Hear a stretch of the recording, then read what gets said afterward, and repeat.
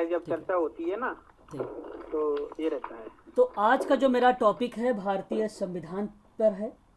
और भारतीय संविधान का सिलेबस आप लोगों के सिलेबस में मेंशन किया गया है। एमपीपीएससी और उत्तराखंड मेडिकल सोशल वर्क में भी है, और यूजीसी के भी सोशल वर्क में ऑलरेडी ये मेंशन किया गया है।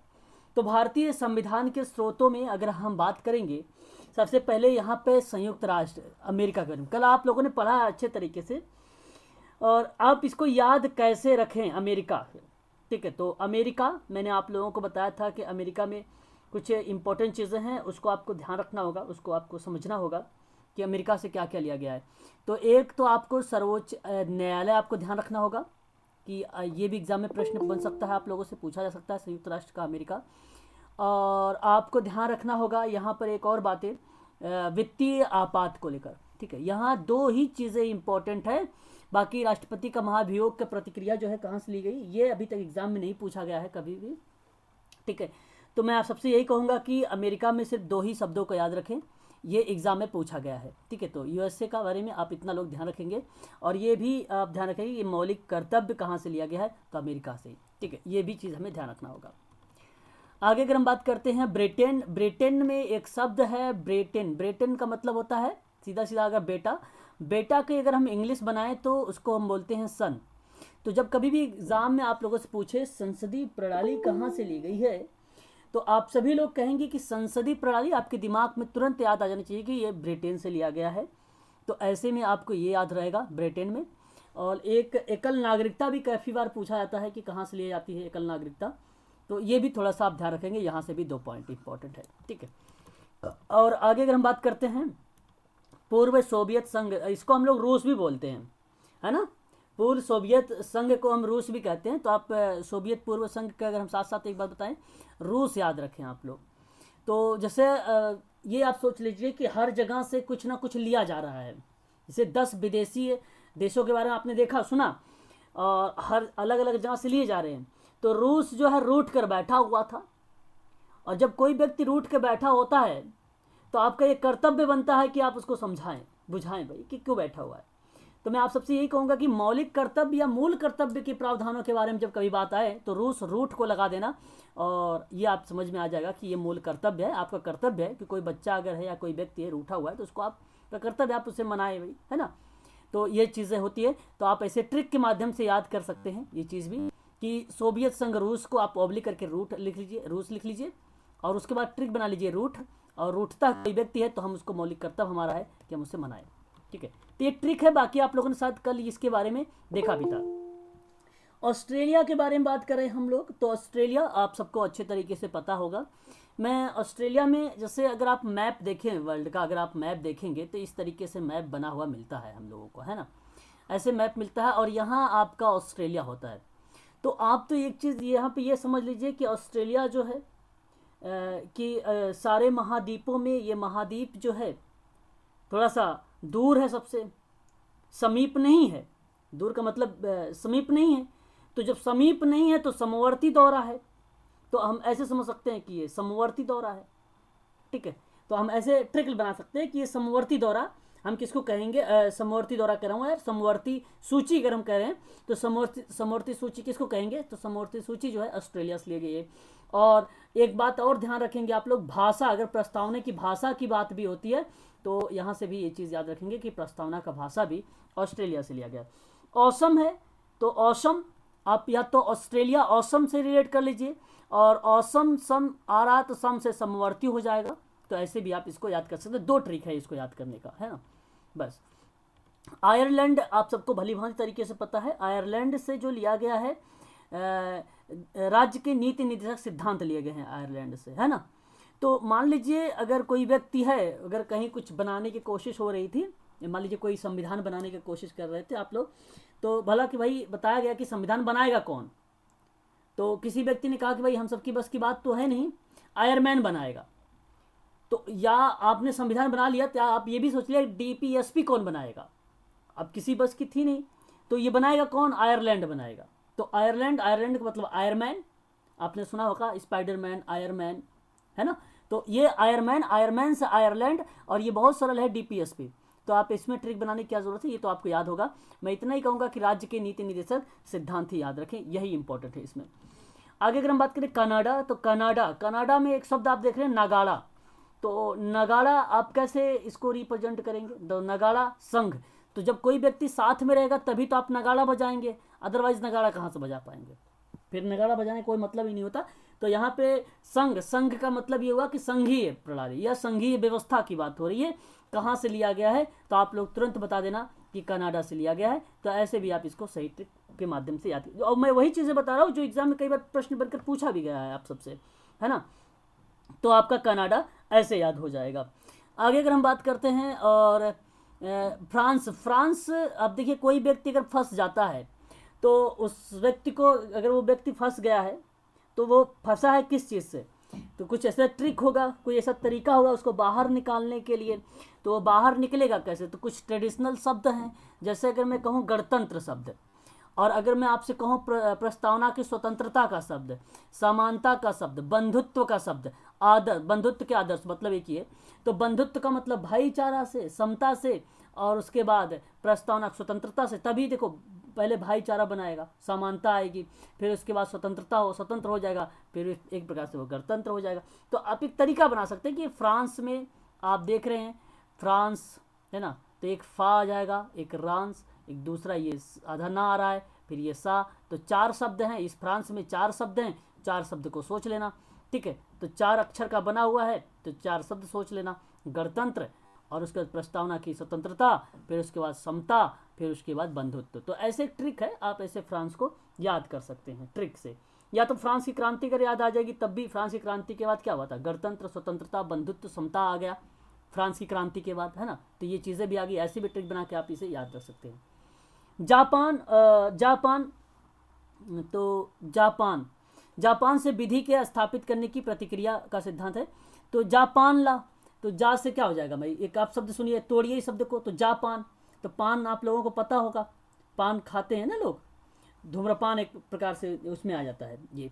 तो पान, तो जापान ला, तो पान लाएगा तभी तो विधि बनेगी। बहुत लोगों का भाई एक ट्रिक बना रहा हूँ, याद करने का तरीका है। जैसे आप लोग नहीं कहते भाई कि अगर कोई चीज़ अगर जो है मादक द्रव्य का अगर प्रयोग भी करता है व्यक्ति तो बड़ा अच्छा डांस करता है ना।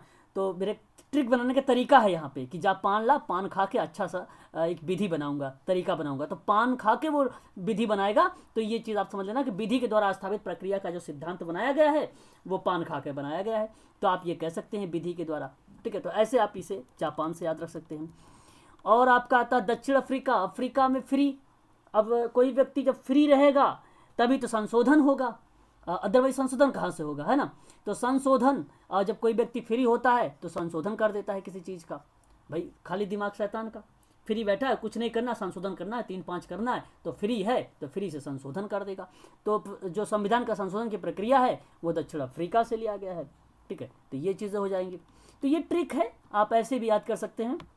और ये आप सभी लोगों के प्रश्न एक तरीके से बताता हूँ। देखो मूल कर्तव्य है, कोई व्यक्ति है रूठ कर बैठा हुआ है, अब रूठ कर बैठा है तो आप सोचिए जरा यहाँ पे कौन किस में आएगा। तो यहाँ पे आप रूस सोच रहे थे, सोवियत संघ वाला रूस, तो ये सही हो जाएगा आपका। अब इसका देख लीजिए कि मौलिक अधिकार है, स्थगित कर दिया गया है, जिसमें कार्यपालिका अधिकारों के लिए संविधान से लिया गया है। तो एक देखिए मौलिक अधिकार की बात हो रही है यहाँ पे, बात को समझिएगा आप सभी लोग। अच्छा यहाँ आप लोग जरा मुझे बताएंगे मौलिक अधिकार किससे लिया गया है, बताएं। अमेरिका से लिया गया, और इसमें तो ऑप्शन भी नहीं है अमेरिका है। मौलिक अधिकारों को स्थगित संबंध में कार्यपालिका और अधिकारों को किस देश के संविधान से लिया गया है। देखिए मौलिक अगर अधिकार की बात हो रही है तो मौलिक अधिकार न्यायालय की व्यवस्था के परिप्रेक्ष्य में आपको अमेरिका को ही ध्यान रखना होगा। अच्छा अमेरिका क्यों, मैंने बताया आपको, बताया नहीं कि भाई अमेरिका भाई बड़े लेवल का है, मतलब बड़ा कंट्री है, और इसलिए अपने आप को डॉन समझता है, और जब वो डॉन समझेगा तो वो मूल अधिकारों का हनन करता है। तो मूल अधिकारों का हनन करता है तब वो आप सोचते हैं कि भाई न्याय किया जाए, हनन ना हो लोगों का, न्याय किया जाए। तो इसलिए मूल अधिकार और न्यायालय की व्यवस्था की बात अगर होती है तो वो आ जाता है आपका अमेरिका में। लेकिन प्रश्न में यहाँ पे अगर मैं बात करूँ तो इसका सही जवाब आप लोग मुझे बताएं। आप लोग शायद ये प्रश्न कल करवा गया था, क्या बताया गया था मैडम के द्वारा, जर्मनी था इसमें, कौन सा सही जवाब था? आप लोगों को कल करवाया गया था। आई थिंक अमेरिका तो नहीं, जर्मनी। जर्मनी था ना। तो ऑप्शन जर्मनी ही करेक्ट जवाब होगा, हाँ। यहाँ पे जर्मनी ही करेक्ट जवाब होगा। ठीक है, तो जर्मनी में एक नहीं, जर्मनी हाँ, जर्मनी जर्मनी। तो जर्मनी में जैसे आपातकालीन की स्थिति की बात होती है ना, आपातकालीन को लेकर स्थगित वगैरह आप सोच सकते हैं, स्थगन को लेकर सोच सकते हैं। तो आपातकालीन जम गई मनी, तो आपातकालीन, ऐसे भी एक ट्रिक याद कर सकते हैं इसका भी। तो ये प्रश्न आप लोग कर चुके हैं, मैं इसको करवा नहीं रहा हूँ आप लोगों से, मैं नेक्स्ट टॉपिक लूँगा। आप लोगों ने कर चुके हैं, अगर आप नहीं किए होते तो मैं आपको करवाता, है ना? कर चुके हैं नहीं कर चुके हैं, बताइए एक बार।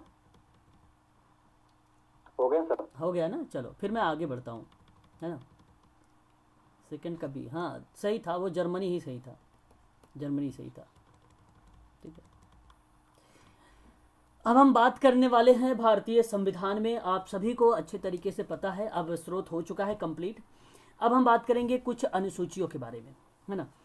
तो जैसा कि आप सभी लोगों को पता है, 26 नवंबर 1949 को क्या किया गया था, ये अंगीकृत किया गया था। और 26 जनवरी, जी हाँ सर, यस। हाँ, 26 जनवरी 1950 को ये लागू किया गया। गणतंत्र दिवस के रूप में जो है अगर हम मनाते हैं तो 26 जनवरी को। संविधान दिवस के रूप में अगर हम मनाते हैं तो 26 नवंबर को। 22 भाग हैं, 395 अनुच्छेद हैं और 8 अनुसूचियां थी, लेकिन ये मूल रूप में थी। लेकिन अब इसमें चेंजेस हो गए हैं, परिवर्तन हो गए हैं। तो कहीं कहीं 25 भाग मिल जाता है, तो कहीं कहीं 22 भाग मिल जाता है। ठीक है, तो जहाँ तक मुझे उम्मीद है कि अगर प्रश्न आए तो आप लोग 22 भाग को ही लगाएं, वही सही जवाब रहेगा आपका, 25 नहीं। और 400 प्लस हो चुका है, 450 प्लस हो चुका है अनुच्छेद आप लोगों का। और 450 के अराउंडिंग अगर आता है ऑप्शन में तो आप 450 को ही करेक्ट माने। और अनुसूचियाँ जो हैं आपकी 12 ही हैं। तो यहाँ पे देखिए, भारतीय संविधान में 22 भागों में विभाजित किया है और इसमें 395 अनुच्छेद और 12 अनुसूचियाँ। प्रत्येक भाग किसी विशेष प्रकार के नियमबद्ध को बताता है। और प्रारंभ में 8 अनुसूचियाँ थी, बाद में इसमें 12 बना दी गई हैं, यानी बढ़कर अब 12 हो गई हैं। तो आप सभी लोग इन्हीं 12 अनुसूचियों के बारे में देखेंगे। अगर मैं बात करूं आपसे, तो भाग 1 यहाँ पर कहा है। जब कभी आपसे भाग 1 अनुसूची 1 और अनुच्छेद 1 की बात हो तो आपके दिमाग में एक ही बात आती है कि संघ और उसके क्षेत्रों के बारे में चर्चा किया गया है। और भाग 1 में जो है ये 1 से लेकर 4 अनुच्छेद तक बात की गई है।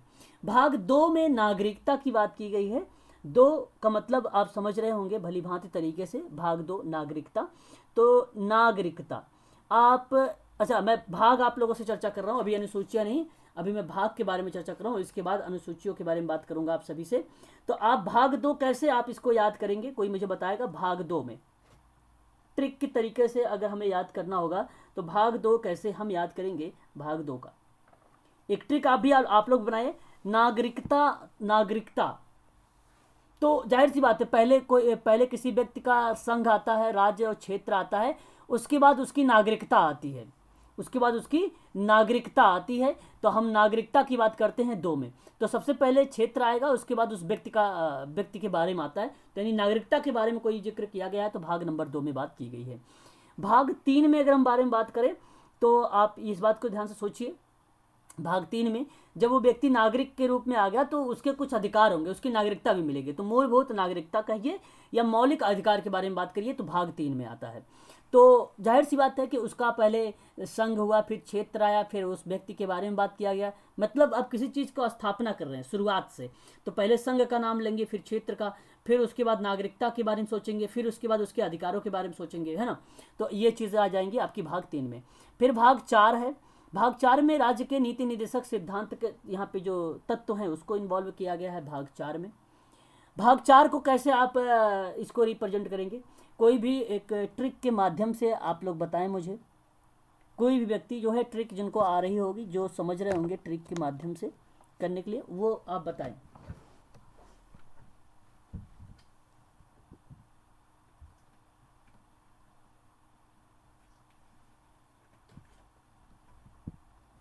बताएं। नहीं समझ में आ रहा है तो भी बताएं, मैं भी बताऊंगा उसके बारे में। ऐसी बात नहीं कि नहीं, मैं नहीं चर्चा करूंगा।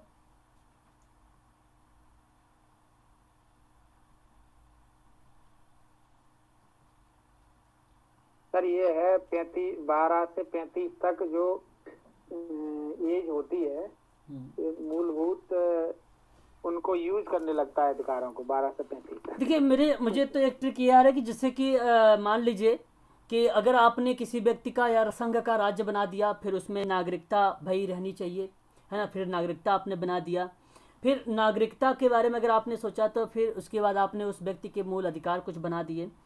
अब जब वो अधिकार बन गए तो उसके अधिकारों का हनन ना हो पाए, उसके अधिकारों का हनन ना हो पाए, आपने ऐसी बात सोचा, उसके मूल कर्तव्य बने रहें, मूल अधिकार बने रहें, इस तरीके की कुछ बातें आप लोगों ने सोचा।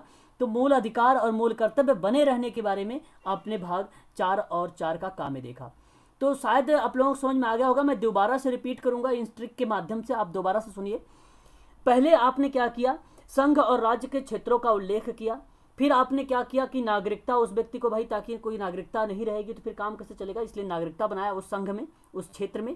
फिर उसके बाद उस नागरिकता वाले, या तो आप ऐसे भी कहें नागरिकता, तो आप नाग बनाएंगे तो ऐसे नाग बनेगा 2 की तरह। तो आप ऐसे भी कह सकते हैं कि जो 2 बना हुआ है ये नाग की तरह बना हुआ है, नाग ऐसे ही होता है फन काले हुए, तो आप 2 कह सकते हैं, नागरिकता में आ जाएगा। या तो ऐसे ट्रिक बना सकते हो, या तो उसका हनन ना हो, फिर नागरिकता आ जाए।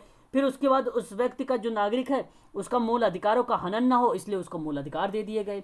फिर उसके बाद बताया गया कि मूल अधिकार का हनन ना हो, उसके मूल कर्तव्यों का भी हनन ना हो। इस तरीके की बात के लिए डीपीएसपी और मूल कर्तव्य के बारे में जिक्र किया गया। तो ये इस तरीके से 4 तक बता दिया मैंने आप लोगों से कि भाग 1, भाग 2, भाग 3, भाग 4 के काम में क्या क्या बातें की गई। 4 में भी मूल कर्तव्य है, ताकि उसका मूल कर्तव्यों का हनन ना हो पाए। इन सारी चीज़ों को देखा जाए ध्यान से, ठीक है। बाकी आपको पता ही है कि 42वें संविधान संशोधन 1976 में इसको जोड़ा गया था 4 का को, ठीक है। 4 के का में 51 का का, 51 का याद आ रहा होगा, जहाँ पे आप लोग पढ़ रहे थे, बच्चों को लेकर बात बताई गई थी, माता पिता को लेकर कि उसको शिक्षा प्रशिक्षण प्रदान करें, 51 का काम है। फिर उसके बाद आपने क्या किया कि अब यहाँ पे एक मिनट, हाँ इधर है। भाग 5 के बारे में बात करें तो भाग 5 क्या है, संघ है। अब उसके बाद आपने सोचा कि भाई अब सबका अलग अलग हो जाए, सारा सिस्टम अलग हो जाए, तो इस तरीके से कार्यपालिका अपना अलग काम करे और न्यायपालिका अपना अलग काम करे, इस तरीके की चीज़ें बना दी गई। तो लोगों में मतभेद होने लगा, तो उन्होंने अलग अलग तरीके से 5 में संघ बना दिया और 6 में राज्य बना दिया। जैसे मूल अधिकारों वगैरह के बारे में आपने बना दिया, तो आपने सोचा कि भाई राज्य अपना अलग काम करे, संघ अपना अलग काम करे, मतलब इस तरीके का आपने सोचने लगे। या तो आप ऐसे भी सोच लीजिए, 5 में संघ है तो कोई व्यक्ति अगर साथ में रहेगा तो जाहिर सी बात उसे आँच नहीं आएगी, आँच नहीं तो 5, तो संघ में कोई व्यक्ति रहता है तो उसको आँच थोड़ी ना आती है, तो यानी 5 आप कह सकते हो यहाँ से। 6 के बारे में अगर हम बात करें तो राज्य 6 अच्छे से संबंध राज्य के साथ होना, या राज्य अपना पूरा अच्छे से राज्य चला रहा है, अच्छा, तो राज्य भी अपने अच्छे से काम कर रहा है, तो 6 से अच्छा हो जाएगा और राज्य अपना अलग से काम कर रहा है। तो इस तरीके से आप सोच सकते हो, या तो आप सोच सकते हो अलग अलग बना दिया राज्य और संघ को लेकर, है ना। तो यहाँ पे 2 ट्रिक एक साथ चल रहे हैं, आप ऐसे भी जैसे भी आपको याद हो जाए वैसे ही आपको याद कर लेना है। अगर हम बात करें भाग 7 के बारे में, भाग 7 क्या कहता है, हालांकि भाग 7 समाप्त, हम ऐसे भी कह सकते हैं समाप्त, है ना। और ये जो है 7वां संशोधन अधिनियम 1956 के द्वारा जो है इसे निश्चित कर दिया गया था। और ये बेसिकली था किससे संबंधित, आप मुझे बताएंगे। 7वां संविधान संशोधन के साथ तहत इसको हटा दिया गया था 1956 में। पहली अनुसूची भाग खा के राज्यों के संबंध में था, यानी संपत्ति से था। किससे था, संपत्ति से रिलेटेड था, संपत्ति से था। और हाँ। इसका अधिकार लगा के 300 अनुच्छेद में इसको विधिक अधिकार बना दिया गया। हाँ 301 में इसको एक बना दिया गया, तो आप इसे ध्यान रखें। हाँ, तो यहाँ पर जो हो जाएगा इसको हटा दिया गया, 7 समाप्त हो गया, ये चीज़ सोच लीजिए बस आप। अगर हम बात करें भाग 8, जैसे अगर आप सोचिए कि कोई संघ और क्षेत्र, यानी संघ और राज्य का क्षेत्र दोनों अगर एक साथ आ जाए तो ठाठ ही ठाठ है, ठाठ यानी 8, तो आप ऐसे भी आप इसको याद कर सकते हो, ठाठ यानी 8 ही 8 है, ठीक है। तो आप ऐसे भी याद कर सकते हैं ये दोनों को एक साथ। फिर उसके बाद अगर हम बात करें आगे तो 9 आ रहा है, 9 तो पंचायत है, गांव से संबंधित है, आप ऐसे सोच लीजिए, सरपंच से चुनाव वगैरह के बारे में सोच लीजिए, है ना। तो यहाँ पे अगर हमने एक बात बोला किसी व्यक्ति से कि भाई तू सरपंच का चुनाव लड़ जा, है ना, तो अब वो व्यक्ति कहा नहीं भाई मैं नहीं लड़ूंगा, नो, मैं पंचायत का चुनाव नहीं लड़ूंगा, नो उसने बोला, तो नहीं से नो हो जाएगा आप। अच्छा, अब ये लड़ा क्यों नहीं, क्योंकि वो जानता है कि लोग पैसे वगैरह खा के बैठ जाते भाई, वोट तो देते नहीं है, तो इसलिए पंचायत का चुनाव उसने नो बोल दिया, तो नो का आपका हो जाएगा पंचायत वाला। और अगर हम बात करें नो का काम है, फिर देखिए नो आ रहा है, तो नो का काम है क्या बोल रहा है, यानी नो का ए, ये आपसे कह रहा है कि नगर पालिका, ठीक है, शहर यानी नगर पालिका की बात हो रही है, तो एक है नगर पालिका है नौ का, और नौ का खा के बारे में वेरी वेरी मोस्ट इंपोर्टेंट, यहाँ पे नहीं लिखा हुआ है लेकिन एग्जाम में कई बार आता है, नौ का खा के बारे में यानी नौ का बी के बारे में, सहकारी समिति। ध्यान रखिएगा ये यूजीसी में पूछा जा सकता है, सहकारी समिति को लेकर, ठीक है, तो इसे आप ध्यान रखेंगे सभी लोग। सहकारी समिति जो है ये नौ का खा में है, पहले नगर पालिका नौ का ए, और नौ का खा में या नौ का बी आप कह लीजिए, बात दोनों एक ही है, ठीक है, सहकारी। उसके बाद सर इन भाग से जो है हमारे पेपर में बनता है क्वेश्चन ना? बिल्कुल बिल्कुल बनता है, बना हुआ प्रश्न है, ऐसी बात नहीं कि नहीं बना हुआ है, बना हुआ प्रश्न है। सर अभी जो है 18-19 में तो देखा नहीं मैंने, भाग 17, 18, 19 नहीं नहीं, ये नहीं, अभी मैं बताऊंगा कौन कौन से प्रश्न बनने वाले कि वो हैं। भाग की बात कर रहे हैं ना आप, 17-18 मत देखिए। हाँ सर, हाँ, भाग कोई से बात तो नहीं बना। हाँ कोई बात नहीं, मैं भी आपको बताऊंगा इसमें कौन कौन से इंपॉर्टेंट है आप लोगों के लिए। आगे अगर हम बात करते हैं भाग 10 पे अभी हम पहुंचे हैं प्रियंका जी। भाग 10 में बात करें तो 10 आप ऐसे सोच लीजिए, भाग 10 है, तो 10 में आप जैसे अनुसूचित जाति और अनुसूचित जनजाति के बारे में बात किया गया है, तो 10 में ट्रिक क्या बनाएंगे आप सभी लोग। जैसे आप सभी लोगों को पता होगा कि 5-5 साल पे क्या होता है, चुनाव होता है ना, आप सबको पता होगा। अभी मैं आप लोगों को एक चीज़ और बताऊंगा अनुसूची 5 के बारे में, तो आप एक बार थोड़ा सा अनुसूची सोच लीजिए, क्योंकि अनुसूची पहले आएगी बाद में भाग आएगा, ऐसे एक ट्रिक बना लीजिए। अनुसूची 5 के बारे में मैं यहाँ आप लोगों से बताना चाहूँगा, ये यहाँ साइड में अनुसूची 5 जो है, ये अनुच्छेद नहीं है, अनुसूची लिखा हुआ है, ठीक है, कहीं आप समझ ले अनुच्छेद, अनुसूची लिखा हुआ है। अनुसूची 5 आपसे ये बताती है, ये भी अनुसूचित जाति और अनुसूचित जनजाति के क्षेत्रों से ही है, 5 भी। और आपको ध्यान ये रखना है कि 5 साल में चुनाव होते हैं, 5 साल में व्यक्ति आया और झूठे वादे वगैरह किया कि भाई मैं, आप मुझे वोट दो, मैं आपका ये जो क्षेत्र है इसमें नल लगवा दूंगा, है ना, और जो है ये सड़कें बनवा दूंगा, विभिन्न प्रकार की योजनाएं कार्यक्रम चलवा दूंगा, आप सबके लिए सुविधा होगी, ये सारे वादे किए 5वें अनुसूची में। फिर 10वां जब भाग आता है, जब 10वें भाग में आता है, यानी 5 साल के बाद फिर दोबारा चुनाव होगा, 5 साल के बाद दोबारा चुनाव होता है 10वें में, तो जब दोबारा आते हैं अनुसूचित क्षेत्र, अनुसूचित जनजाति के क्षेत्र में, तो वहां पे कुछ बना ही नहीं होता है, ठीक है। तो इनको क्या करते हैं, अनुसूचित जनजाति, अनुसूचित जो है क्षेत्र वाले, ये लोग इनको क्या करते हैं, भगा देते हैं। जब 10 साल बाद आते हैं, 10 साल बाद फिर आए हैं, कौन आया है, अनुसूचित क्षेत्र में, अनुसूचित जनजाति के क्षेत्र में आए हैं नेताजी, तो इनको भगा दिया गया, ठीक है। तो 10 भाग है, भगा दिया, और कुछ में आप अनुसूची वाले में सोच लीजिएगा, इसको लेकर 5 में आ गया था, भगा दिया है 10 में, ठीक है, आप ऐसे ध्यान रखेंगे, भगा दिया 10 में। आगे अगर हम बात करते हैं भाग को लेकर, भाग 11 के बारे में, 11 के बारे में, इंपॉर्टेंट नहीं है। अब यहीं से आप लोगों को ध्यान रखना है क्या चीज़ें इंपॉर्टेंट नहीं है, ये इंपॉर्टेंट नहीं है आपके लिए। भाग अगर हम बात करें 12, 13, 14, और यहाँ पे भाग 12 भी है, 13 भी है, और सर मैं पूरे सुना दूं सर? भाग 14 भी नहीं, अब ट्रिक के माध्यम से मैं बता रहा हूँ, याद करने का तरीका बता रहा हूँ, है ना। भाग मैंने याद कर लिए पूरे। अरे याद करने का तरीका अगर आपको याद हो गया ठीक है, कोई बात नहीं सत्येंद्र जी, मैं यहाँ पर ये चीज़ें बताने की कोशिश कर रहा हूँ, याद कराने की कोशिश कर रहा हूँ, तो आपको हाँ, भाग जो 14 है और भाग 14 का और 15 में अब आप ध्यान से रखिए, निर्वाचन लिखा हुआ है, ये थोड़ा याद रखिए, इतना इंपॉर्टेंट नहीं है, इसको आप ध्यान ना रखें, ये एग्जाम में नहीं आने वाले हैं आप सबके, जो एग्जाम में प्रश्न बनाए गए हैं उन्हीं को मैं आप लोगों को बता रहा हूँ। तो भाग उसके बाद देखिए 10 के बाद आया ये, फिर उसके बाद देखेंगे अगर आप बात करें 15 में, फिर देखिए चुनाव हो गया, 10 में चुनाव हुआ, फिर 15 में भी निर्वाचन हुआ, फिर 15 में भी चुनाव हुआ था, ठीक है। तो आप ऐसे कह दिए कि एक बार जो चुनाव होता है वो 5 साल में होता है, तो इसलिए 15 का निर्वाचन हो जाएगा, ये आप ऐसे याद रख सकते हैं इस तरीके से। एक बार जो चुनाव होता है वो 5 साल में होता है, तो 15 बन जाता है आपका, और ये निर्वाचन हो जाएगा। 16 आपको अगर हम बात करें इम्पोर्टेंट नहीं है, लेकिन 17 प्रियंका मैडम इम्पोर्टेंट है। 17 आपको ध्यान रखना है उसकी राजभाषा है। ठीक है, राजभाषा है। और राजभाषा जैसे मान लीजिए एक राजू नाम का लड़का है, और राजू नाम का लड़का बोलने का उसे तौर तरीका सही से नहीं पता है, कैसे बोला जाता है, और उसकी कंप्लेन बहुत आती है समाज में, समाज की तरफ से।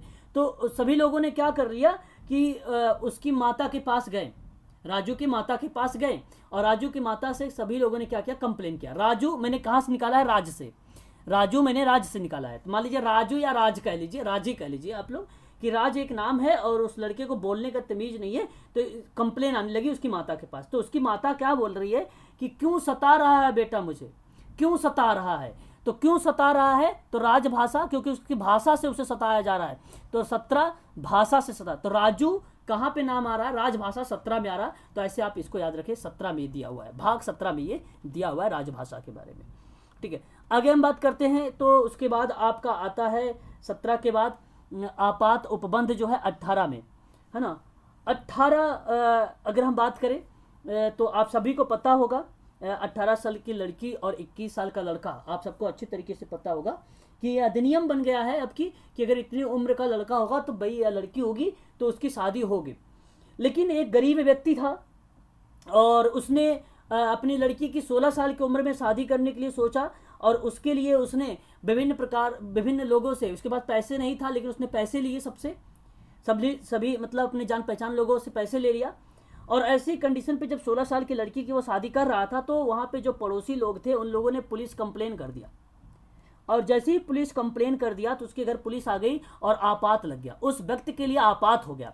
आपात उपबंध इसलिए हो गया क्योंकि अब ये सोच रहा है कि मैंने इतने पैसे तो ले लिए दहेज वगैरह देने के लिए, लेकिन अब मैं इनके पैसे चुकता कैसे करूंगा। और ये बात थी, अगर उसके पास 18 साल की लड़की होती, शादी करता तो कोई दिक्कत नहीं थी, लेकिन कम उम्र की थी, जिसकी वजह से ये कानून कहता है ये आप दंड के भागीदारी है, तो आप शादी नहीं कर सकते हैं। तो 18 आपात बता दिया गया। आपात क्यों बताया, क्योंकि वो 16 साल की लड़की की शादी कर रहा था, इसलिए आपात बता दिया गया। ठीक है, भाग अगर हम बात करें 20 के बारे में, तो भाग 18 के बाद 19 है। 19 के बारे में अगर हम बात करें तो प्रकरण के बारे में बात किया गया है। प्रकरण इतना इंपॉर्टेंट आप सबके लिए इंपॉर्टेंट नहीं है, प्रकरण आप छोड़ दीजिए।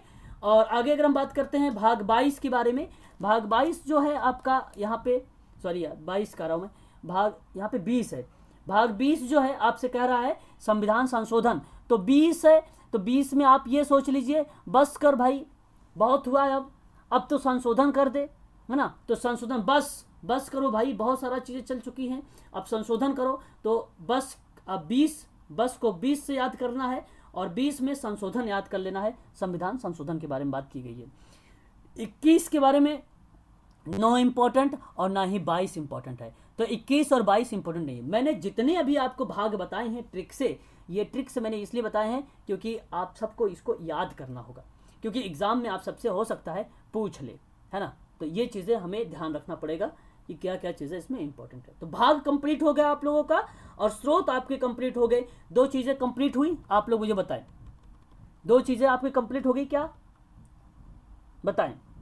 Yes sir. चलो आगे अगर हम बात करते हैं, भारत के मूल संविधान में मूलतः 8 अनुसूचियां थी, परंतु वर्तमान में भारतीय संविधान में 12 अनुसूचियां हैं, ये आपको पता है। संविधान में 9वीं अनुसूची प्रथम संविधान संशोधन जब 1951 में हुआ था वो था, और एक 10वीं अनुसूची थी जिसमें 52वां संविधान संशोधन हुआ था। 1950 अगर हम बात करें 10वीं अनुसूची 52वें संविधान संशोधन 1985 का था, और उसके बाद 11वीं अनुसूची 73वें संविधान संशोधन जो था 1992 का था, और 12वीं अनुसूची 74वें संविधान संशोधन का था जो 1992 का था। ठीक है, ये 92 के बजाय अगर आप 93 भी कर ले तो भी चलेगा, क्योंकि 92-93 दोनों आता है यहाँ पे। ठीक है, 92-93 दोनों आता है, तो दोनों आप लिख सकते हैं यहाँ पर। आपसे ये प्रश्न एक बार यूजीसी में पूछा भी गया है, जैसा कि आप लोग देख चुके हैं पिछली बार, है ना, मैं करवा भी चुका हूँ आप सभी लोगों से। तो क्लियर हुआ इतनी बातें, एक बार जरा कंफर्म करें, तो फिर मैं उसके बाद अनुसूचियों पर भी एक नज़र डालता हूँ, फटाफट बताएं। यस सर, क्लियर है। चलो बहुत अच्छी बात है। तो कुछ अनुसूचियां हैं, हम अब अनुसूचियों के बारे में बात करेंगे, और वो कौन कौन सी अनुसूचियां हैं इस पे चर्चा करेंगे। जैसे अगर हम बात करें पहली अनुसूची के बारे में, अब आप सभी लोग ध्यान से सुनते चलिएगा। पहली अनुसूची में अगर हम देखेंगे तो बहुत यहाँ पे बहुत सारी डिटेल में जानकारी आपको मिलेगी कि इसमें भारतीय संघ के जो है राज्य 29 है ना। अब तो टोटल 28 राज्य हैं, आप सबको पता होगा, आप थोड़ा सा करेक्ट कर लीजिए। और संघ अगर हम बात करें तो कुल टोटल कितने हैं, 8 क्षेत्रों का उल्लेख किया गया है ना, आपको भली भांति तरीके से पता है। और अगर हम बात करें संविधान में 62वें जो संशोधन हुआ था, जो दिल्ली के राष्ट्रीय राजधानी के क्षेत्र में दर्जा दिया गया था, वो 62वें संविधान संशोधन था। एक पॉइंट ये था आप लोगों के लिए। दूसरी पॉइंट आप सबके लिए यह है कि जून 2014 को आंध्र प्रदेश को पृथक करके तेलंगाना राज्य बनाया गया था 2014 में, और इससे पहले जो राज्य था वो संख्या थी 28 का, इसलिए वहाँ पे बन गया था 29 वाला, है ना। तो ये अब उसको हटा भी दिया गया, केंद्र शासित भी था, है ना। सॉरी, केंद्र शासित नहीं था।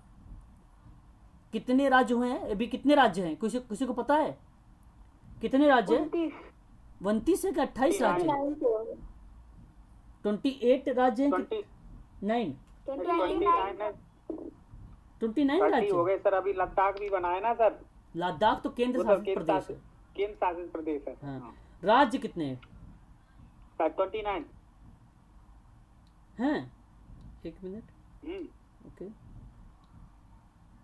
28 राज्य दिखा रहा है। यही तो था तेलंगाना। 28 राज्य दिखा रहा है कि वर्तमान में भारत में जो राज्य बताए जा रहे हैं वो 28 राज्य और 9 केंद्र शासित प्रदेश बताए जा रहे हैं यहाँ पे। लेकिन ये भी सर तेलंगाना मिला के 29 हुए हैं।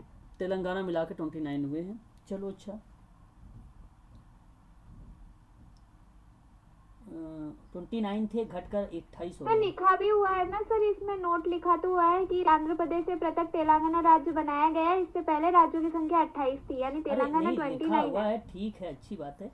कभी कभी लिखा हुआ भी गलत हो जाता है, कभी कभी लिखा हुआ भी गलत हो जाता है। आई थिंक 28 राज्य दिखा रहा है नेट पर, मैंने नेट पे ही देख लिया, है ना। तो आप लोग इतना ध्यान रखें, ठीक है। जो है 28 राज्य हैं, ठीक है, आप सभी लोग ध्यान रखें। भारत के 28 राज्य हैं, 8 केंद्र शासित प्रदेश हैं, ठीक है। और मैं वही चीज़ बता रहा हूँ जो मेरे सामने इस समय है नेट पे, है ना, वही चीज़ें मैं बता रहा हूँ आप लोगों से, आप इतना ही ध्यान रखें, ठीक है। सही बता रहा था आप लोगों से, ठीक है। 8 राज्य में कौन कौन से हैं मैं बता भी देता हूँ आप लोगों को। जो है 8 केंद्र शासित प्रदेश, एक आपका दिल्ली है, अंडमान निकोबार है, चंडीगढ़ है, दादर एवं नगर हवेली है, लक्षद्वीप है, पंडुचेरी है, जम्मू कश्मीर एंड लद्दाख है। कोई छूटा है इसमें? जम्मू कश्मीर है, लद्दाख है। चलो चलिए फिर आगे बढ़ते हैं। आप बताएं आगे। अगर हम बात करते हैं इसको याद कैसे करेंगे प्रथम अनुसूची का, तो वही है 28 राज्य के बारे में बात हो रही है और 8 केंद्र शासित प्रदेश के बारे में बात हो रही है। यही चीज़ें यहाँ पर मेंशन की गई है, ठीक है। तो आप उसे ध्यान रखेंगे, पहला राज्य हो, चाहे अनुसूची हो, चाहे आपका अनुच्छेद हो, वो पहला कहीं ना कहीं राज्य और उन्हीं के बारे में जिक्र करेगा, ठीक है, क्षेत्रों के बारे में। अगर हम बात करते हैं द्वितीय अनुसूची के बारे में, तो इसमें भारत के राज्य व्यवस्था। अब देखिए ये अनुसूची नंबर 2 के बारे में बात हो रही है। तो अनुसूची 2 में क्या होगा? पदाधिकारी होगा, राष्ट्रपति होगा, राज्यपाल होगा, लोक सभापति का अध्यक्ष होगा, इत्यादि जो भी चीज़ें यहाँ पे मेंशन की गई है। राज्य का सभापति, उपसभापति, विधानसभा के अध्यक्ष, उपाध्यक्ष, विधान परिषद के सभापति, उपसभापति, उच्चतम न्यायालय के और उच्च न्यायालय के न्यायाधीश और भारत के नियंत्रण महालेखा पर्यवेक्षक आदि जो है, ये सारी चीज़ें यहाँ पर मेंशन की गई। तो जब कभी आपने राज्य बना लिया, केंद्र शासित प्रदेश बना लिया, तो उसमें व्यक्तियों का पद देंगे कि भाई आप लोग चलाओ राज्य और संघ को। चलाओगे कैसे? जब आप किसी को पद दे दिया जाएगा। तो पदों के बारे में अगर जिक्र करने वाला कोई बात है, वेतन, भत्ते, पेंशन इत्यादि चीज़ों के बारे में कोई अगर जिक्र कर रहा है, तो कहीं ना कहीं वो आपका दूसरे नंबर पे आता है, ठीक है। तो आपने उसको दे दिया भाई, पैसे वगैरह तो दे दिए, ये आपका दूसरा नंबर होगा। जैसे ही आप पैसे दे देंगे तो आप सोचेंगे कि भाई वो व्यक्ति काम सही से कर रहा है कि नहीं कर रहा है, तो उसके लिए आपने क्या कर दिया? शपथ ग्रहण करवाने के संबंध में बात करने लगे। तो तृतीय अनुसूची आपसे बोलती है कि इसमें विभिन्न पदाधिकारियों के, जैसे राष्ट्रपति, उपराष्ट्रपति, मंत्री, उच्चतम न्यायालय, उच्च न्यायाधीश के जो है पद ग्रहण। जी क्या करें? आवाज आ रही है बैकग्राउंड से भाई। हाँ, एक बार म्यूट हो जाइए, सभी लोग म्यूट हो जाएं। फिर उसके बाद आपने व्यक्तियों को रखें कि भाई व्यक्ति राष्ट्रपति हो जाएगा, राज्यपाल हो गया, लोकसभा अध्यक्ष हो गया, उपाध्यक्ष हो गया, राज्यसभा, विधानसभा, क्या नाम है, इन सब के बारे में आपने वेतन वगैरह देना, भत्ते, पेंशन वगैरह देना शुरुआत कर दिया। तो आपने सोचा कि भाई ये काम सही से करेंगे कि नहीं करेंगे, इनके लिए क्यों ना हम एक शपथ ग्रहण करवा लें, कसम ले लें कि आप सही से काम करें। तो इस तरीके का जिक्र करने के लिए उन्होंने शपथ ग्रहण करने के बारे में बात किया। तो ये तीसरे नंबर पे आ जाएगा आपका शपथ लेना, कसम। यहाँ पे इस तरीके के पदाधिकारियों को लेकर आप अगर कहें पद ग्रहण को शपथ लेने में या उस समय ली जाने वाली जो शपथ होगा उसके बारे में उल्लेख है आपका तृतीय अनुसूची में। अनुसूची नंबर 4 आ जाती है। फिर अब आपने यहाँ से जो है शपथ तो ले लिया, फिर उसके बाद विभिन्न राज्य और संघीय क्षेत्रों के राज्य के प्रतिनिधित्व का विवरण बारे में बात करने लगे। जैसे कि विभिन्न राज्यों और संघीय क्षेत्रों में राज्यों का प्रतिनिधित्व का विवरण। तो 4 है चौमुखी विकास। सोचने लगे सभी लोग, भैया आप राज्य का अलग और संघ का अलग अपना चहुमुखी विकास करिए। और चहुमुखी विकास से आपका याद आता है कि ये चौथे नंबर का है।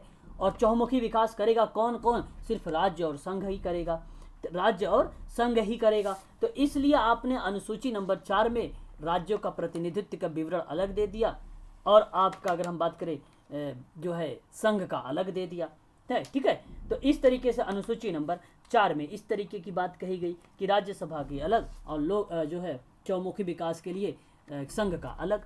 ठीक है, फिर आपका आ गया 5वें नंबर पर। देखिए बात को समझते चलिए। पहले में आपने क्या किया? पहले 28 राज्य थे, 8 यूनियन टेरिटरी जो था संघ था, ये बनाया। फिर दूसरे में क्या था? वेतन भत्ता वगैरह, पदाधिकारी को वेतन की बात कर रहे हैं। तीसरे में आपने शपथ ले लिया, और चौथे में आपने चौमुखी विकास कर दिया। अब उसके बाद 5वें पे आ जाइए। 5वां क्या कहता है? 5 पांडव। आपको अच्छे तरीके से पता होगा, या तो 5 पांडव ना याद करें, क्योंकि अभी मैंने आपको याद करवाया है।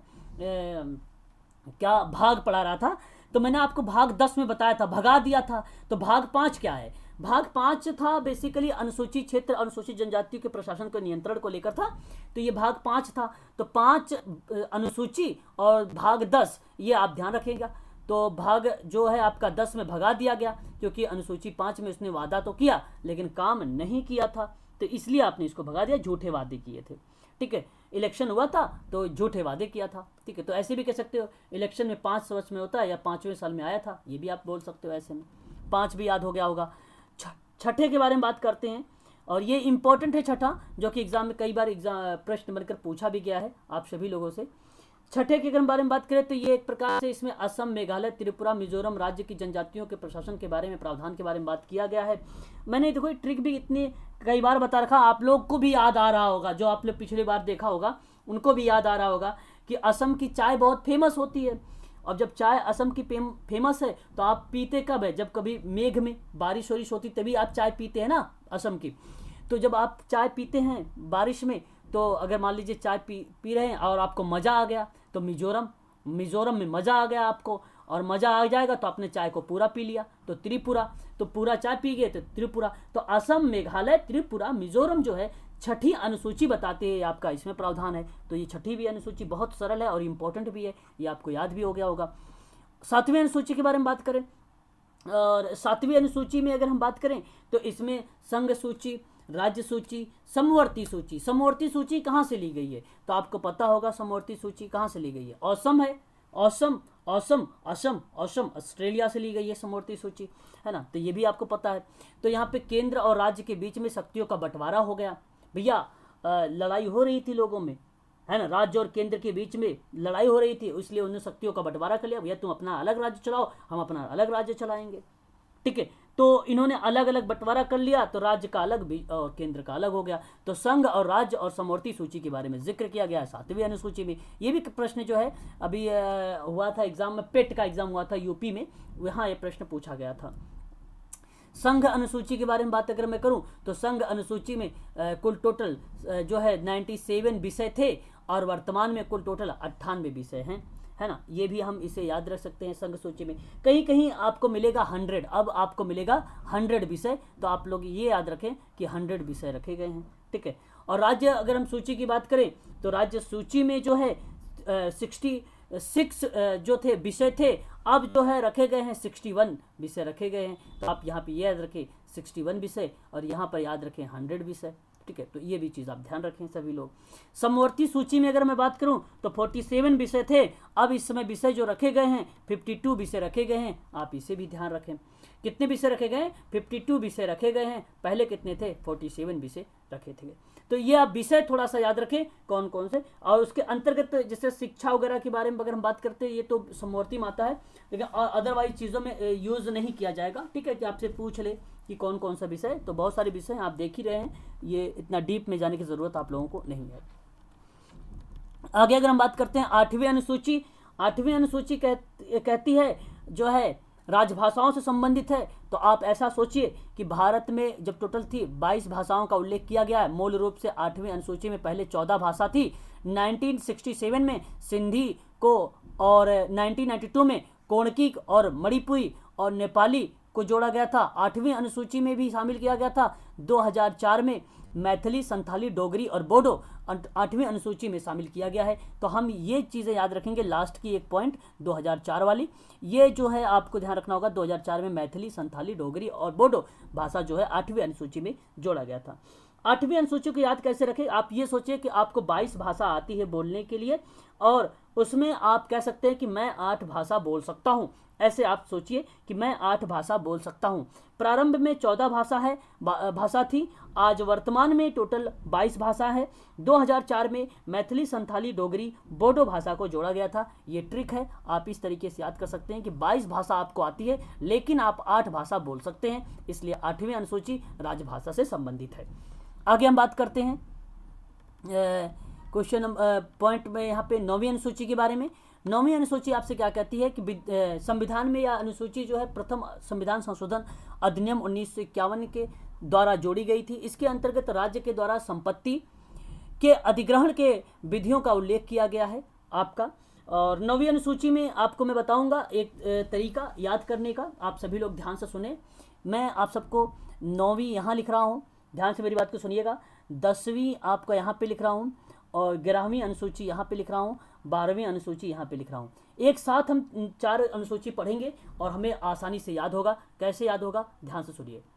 9वीं अनुसूची जो है वो बेसिकली 9, तो अगर मान लीजिए एक 2 भाई हैं और एक भाई कह रहा है कि तू अपने भाई की जो है, मतलब एक थर्ड पर्सन कह रहा है कि तू अपने भाई की संपत्ति क्या कर ले, छीन ले। भूमि सुधार के बारे में 9वीं अनुसूची में बोला गया। तो उसने बोला कि भूमि तू ले ले अपने भाई का, तो उसने बोला नो भाई मैं नहीं लूँगा, तो इसलिए नो से 9वीं अनुसूची भूमि नहीं लेगा। तो आपकी 9वीं अनुसूची हो जाएगी भूमि सुधार को लेकर।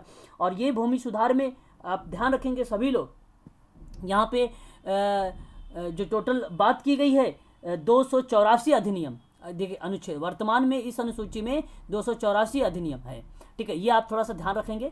बाकी आप सभी ये चीज़ ध्यान रखें। भूमि से एक प्रश्न आया हुआ था, कौन सी अनुसूची जो है आपका मैच करता है भूमि सुधार से। याद अगर आ रहा है तो ठीक है, नहीं तो मैंने प्रश्न ये करवा चुका हूँ आप लोगों को। ये प्रश्न आया हुआ था जो 9वीं अनुसूची को मैंने टिक लगवाया भी है आप लोगों से। तो भूमि सुधार 9वीं जो है अनुसूची होगी। और याद रखना ये पहला जो था संविधान संशोधन था और वर्ष 1951 था। वर्ष 1951 था, पहला संविधान संशोधन था ये, उस समय ये किया गया था 9वीं के बारे में। अब बात करेंगे हम 10वीं को लेकर। 10वीं में आप सभी लोग याद रखेंगे, एक मैंने आप लोगों को गाना भी बताया था, याद होगा, 10 बहाने करके ले गई दिन। तो आप ऐसे भी याद कर सकते हैं। तो आप ऐसे सोचिए कि दल बदल के बारे में बात हो रही है। दल बदल का अधिकार के बारे में, प्रावधान के बारे में अगर कोई बात करता है तो वो 10वीं अनुसूची में होता है। तो दल बदल, 10 बहाने, इस तरीके से दल बदल आप कर सकते हैं। तो 10वीं अनुसूची जो है आपका दल बदल से संबंधित है। और ये दल बदल का प्रावधान जो है 10वीं में है, क्योंकि 10 बहाने, और ये आपका हो जाएगा 52वां संविधान संशोधन था, और ये हुआ था 1985। ये हुआ था 1985 में। ऐसे भी आप इसको आसानी से याद कर सकते हैं। आगे अगर हम बात करते हैं 11वीं अनुसूची के बारे में। 11वीं अनुसूची में आप यहाँ पे ये सोचिए, ये पंचायत से संबंधित है 11वीं में। और ये पंचायत कैसे, एक लड़का है, आप समझिए कि गांव में पढ़ रहा है और 11वीं क्लास में पढ़ रहा है, और 11वीं क्लास में पढ़ रहा है तो उसकी बहुत सारी कंप्लेंट्स आ रही हैं घर पर इतनी सारी कंप्लेन आ रही है कि उसके घर वाले परेशान हो गए कि अब तू घर में, यहाँ पे गांव में नहीं पढ़ेगा, पंचायत में नहीं रहेगा, तू बहुत पंचायत करता रहता है, बहुत बात करता रहता है, सबसे पढ़ता तो कुछ है नहीं तू, तो इसलिए तुझे पंचायत में नहीं रहना है। तो यानी 11वां में, यानी 11 में पढ़ रहा है 11, तो आप इसे लिखेंगे पंचायत। और इसके बाद आप ध्यान रखेंगे इसका जो संशोधन हुआ था 73वां संविधान संशोधन था ये, और ये था 1992 और 93, आप कह सकते हैं दोनों चीज़ें। उसके बाद इसने कहा कि घर पे तो नहीं रहेगा अब तू रहेगा कहाँ पे, नगर में जाएगा। तो नगर प्रशासन, यानी तू शहर में पढ़ेगा। अब शहर भेज दिए उस लड़के को क्योंकि पंचायत बहुत ज़्यादा उसकी आ रही थी, शिकायत बहुत ज़्यादा आ रही थी, क्योंकि वो क्या कर रहा था वहाँ पे, पढ़ाई तो कर नहीं रहा था, बस नेतेपन कर रहा था अपना वहाँ पे। तो इसलिए आप इसे कह सकते हैं कि जो है जो 12वां है वो आपका नगर प्रशासन से है, और ये 74वां था, ये 73वां था, तो ये 74वां होगा, और ये था आपका 1993 ये था। टोटल इसमें 18 विषय लगे आए थे, और इसमें जो 11 की बात मैं कर रहा हूँ, जो 11 की बात मैं कर रहा हूँ, इसमें 29 क्षेत्र थे। याद रखेंगे ये भी 2 लाइन, ठीक है। तो अब आपको 12 अनुसूची जो है याद हो गई होंगी, मुझे जहां तक उम्मीद है। एक बार जरा कंफर्म करें आप सभी लोग, क्या याद हुई आपको 12 अनुसूची?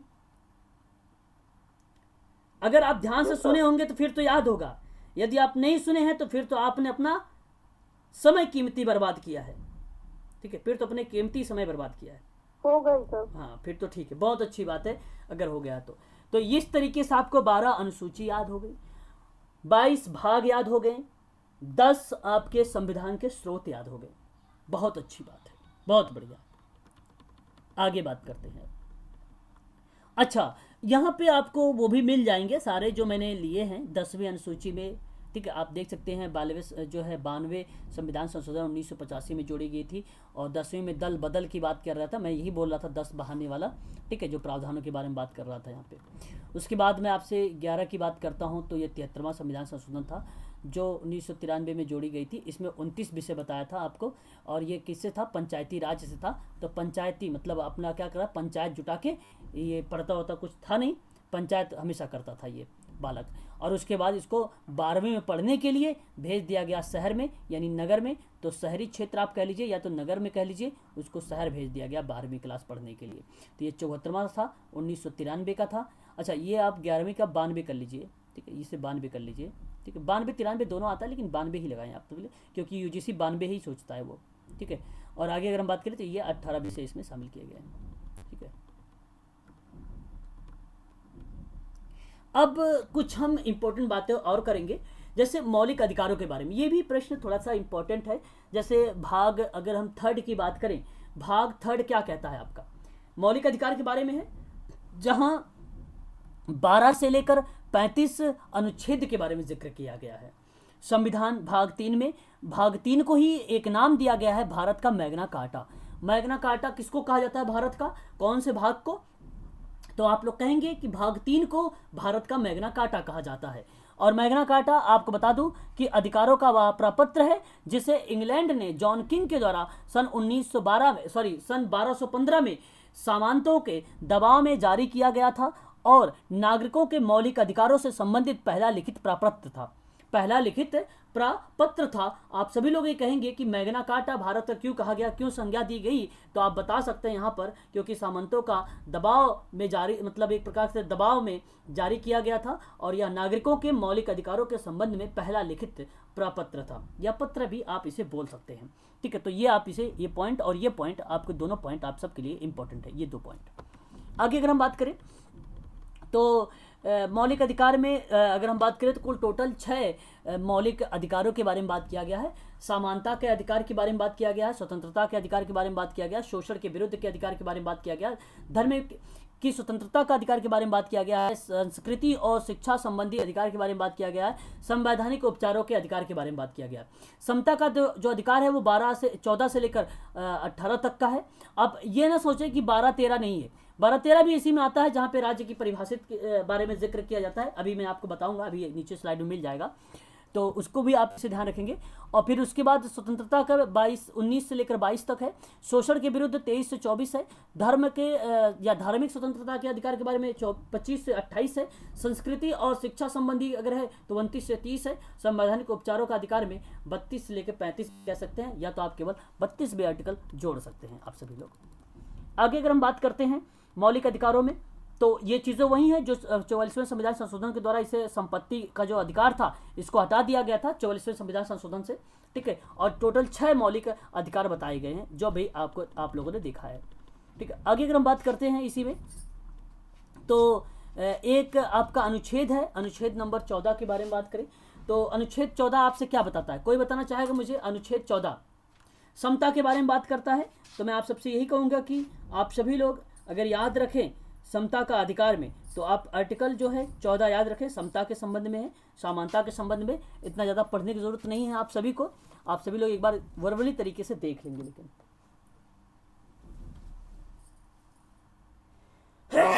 सॉरी, आगे अगर हम बात करते हैं तो आपका आता है यहाँ पर अनुच्छेद 15। अनुच्छेद 15 आपसे क्या कहता है?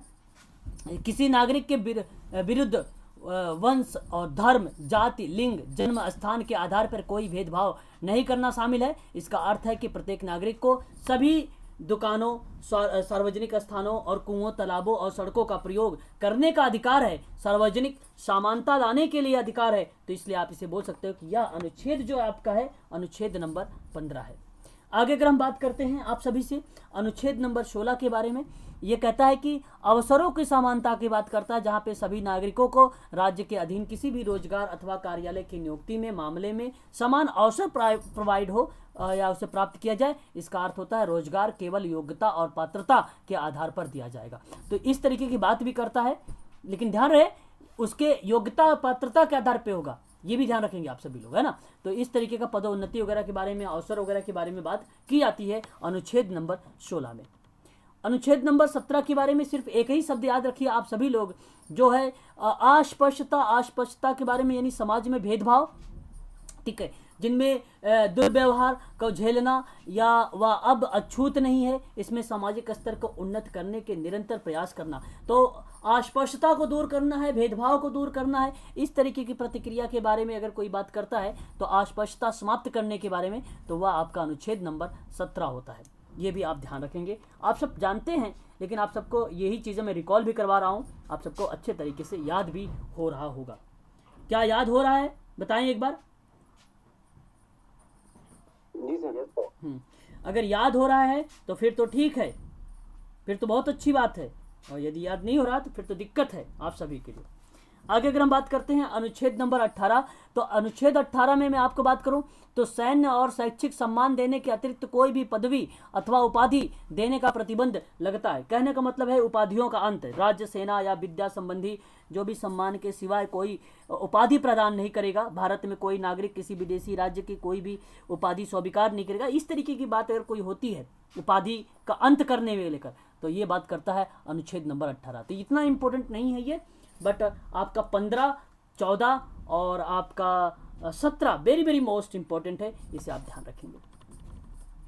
आगे अगर हम बात करते हैं तो आप यहाँ पे सिंपल शब्द में देख सकते हैं, विधि के समक्ष समता, धर्म, मूल वंश, जाति, लिंग, जन्म स्थान के आधार पर विभेद का प्रतिषेध, लोक नियोजन के विषय पर अवसर की समानता, अस्पृश्यता का अंत, उपाधि का अंत, ये आपका समता के अधिकारों में ये शामिल किया गया है। आप अच्छे तरीके से देख भी रहे होंगे सभी लोग, ठीक है।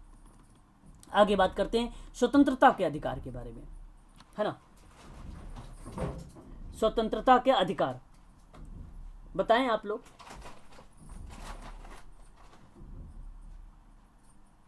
ठीक है, आगे चलें। स्वतंत्रता के अधिकार के बारे में अगर मैं आप लोगों से बात करूं तो ये आपका अनुच्छेद के बारे में बात करूं तो यहाँ पे 19 से लेकर जो है 22 तक के अनुच्छेदों में जिक्र किया गया है। 19 के अंतर्गत अगर मैं आपसे बात करूं तो 19 को कई भागों में डिवाइड किया गया। वेरी वेरी मोस्ट इंपॉर्टेंट ये है, जब कभी विचारों की अभिव्यक्ति की स्वतंत्रता की बात होती है तो 19 का ए होता है ना।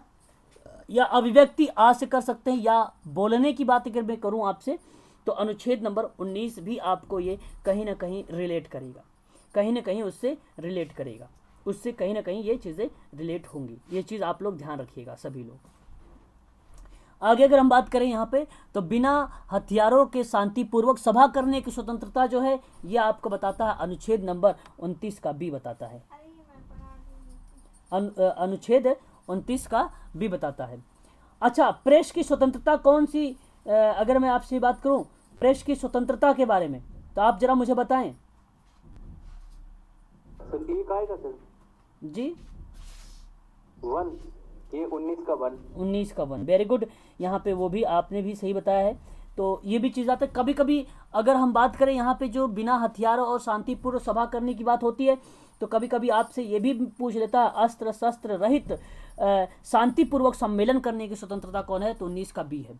और संगठन और संघ आप ऐसे भी याद कर सकते हैं, संघ से सी और संगठन कम्युनिटी से BC उसको बनाने की स्वतंत्रता भी है उस व्यक्ति को, आपका 19 का थर्ड। अगर हम बात करते हैं भारत के में पूरे क्षेत्र में स्वतंत्र रूप से घूमने और भ्रमण करने की स्वतंत्रता 19 की डी है। डी डिस्टेंस, जैसे आप कह सकते हो भ्रमण का भी बात आप सोच सकते हो, यहाँ पे ट्रिक के माध्यम से याद कर सकते हो। पूरे देश में उसे आने जाने की स्वतंत्रता है, घूमने फिरने की, भ्रमण करने की, डी।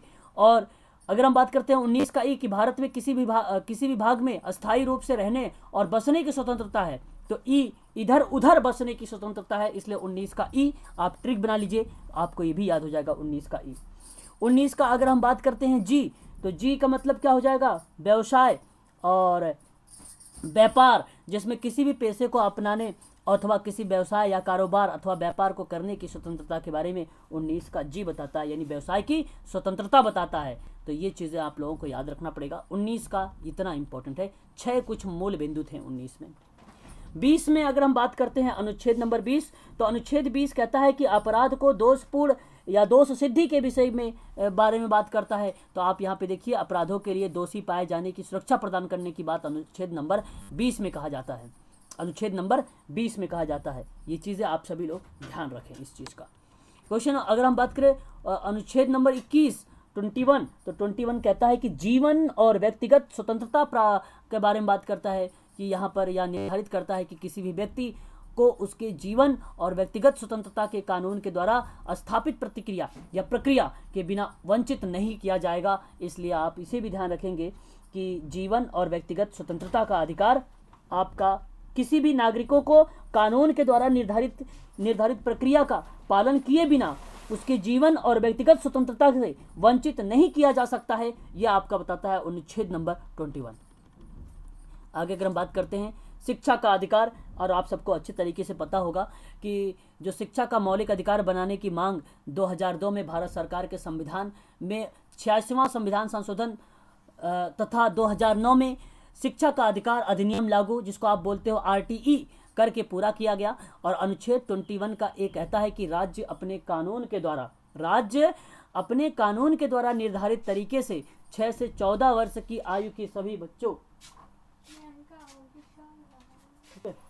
तो याद रखेंगे आप लोग, 6 से 14 वर्ष की आयु के सभी बच्चों के निःशुल्क और अनिवार्य शिक्षा प्रदान करेगा। इसका अर्थ यह हुआ कि उक्त आयु वर्ग के सभी बच्चे मौलिक अधिकार के रूप में निःशुल्क और अनिवार्य शिक्षा प्राप्त कर सकेंगे। इसलिए आपका ये भी ध्यान रखना होगा कि 21 का ए भी क्या कहता है और RTE 2009 क्या कहता है और कब इसका संशोधन हुआ, ये भी आपको ध्यान रखना। यहाँ से 3 पॉइंट है शिक्षा के अधिकार से संबंधित, याद रखेंगे। उसके बाद आपका आता है अनुच्छेद 22। अनुच्छेद 22 क्या बोलता है कि इसके तहत किसी भी व्यक्ति को बिना कारण बताए गिरफ्तारी नहीं किया जा सकता है। इस तरीके की बात करता है अनुच्छेद 22 कि मनमानी गिरफ्तारी नज़रबंदी के विरुद्ध में 2 प्रकार की सुरक्षा भी प्रोवाइड की गई है। आप यहाँ पे देख सकते हैं कि गिरफ्तार व्यक्ति अपनी इच्छा के वकील के माध्यम से अपना बचाव कर सकता है, ये भी एक सही बात है। और दूसरी बात ये भी सही है कि पुलिस के लिए आवश्यक है कि वह अभियुक्त को 24 घंटे के अंदर न्यायाधीश के सामने प्रस्तुत करे, ऐसी भी बात कही गई है। आप यहाँ पे देख सकते हैं, मेंशन किया गया है। आगे हम बात करते हैं और 19, ये इम्पोर्टेंट है स्लाइड, इसे आप सभी लोग जरूर देख के जाइएगा, ठीक है। ये 19 का ए है, ये 19 का बी है सभा की आज़ादी, 19 का सी है संघ की, 19 का डी है पूरे देश में आने जाने की, 19 की ई है पूरे देश में बसने की, 19 का जी है कि कोई भी व्यापार जीविका का आज़ादी। ये आपका अधिनियम है, ठीक है। तो आज के लिए इतना ही रखिए आप सभी लोग, और इसके आगे मैं आप लोगों को कल बता दूंगा, ठीक है, ओके।